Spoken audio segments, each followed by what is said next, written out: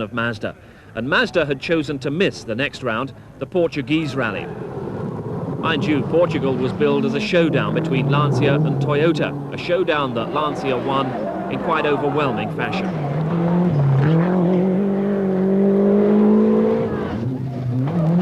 The early Lancia order was Oriol from Biasion and Allen.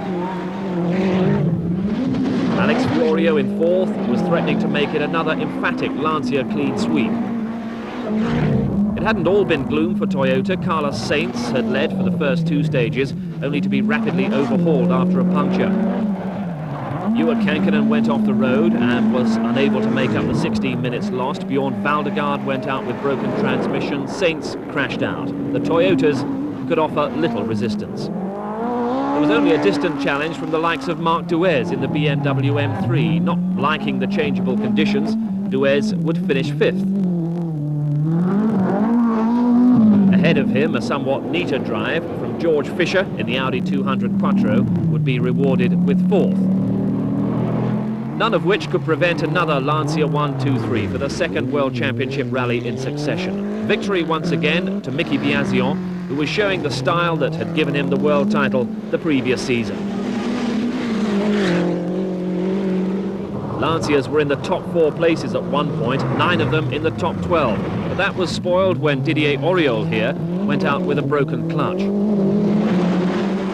And that allowed Marco Allen up to second place in his first event of the year. But last season's RAC winner wasn't without his problems.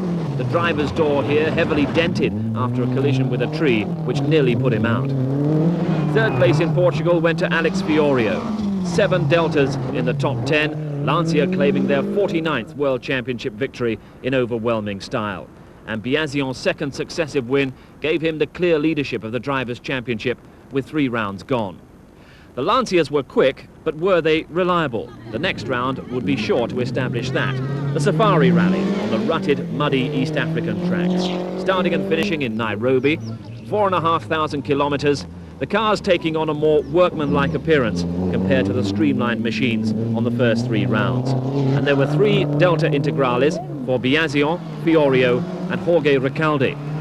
This is Fiorio on his East African debut, but the early leader was Recalde from Biasion. The challenge would come not from Toyota but from Nissan, always strong on the event, and the Kenyan Mike Kirkland would eventually claim second.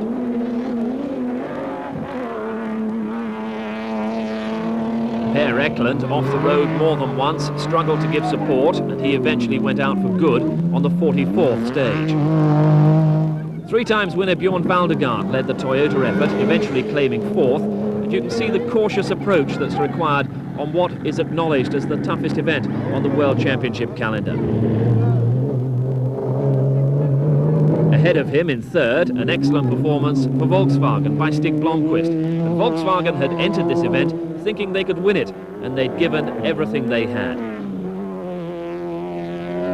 But instead, Lancia emerged from the dust as victors, and once again it was Mickey Biasion, the Italian, judging his drive to perfection. From 59 starters, there were only 13 finishers.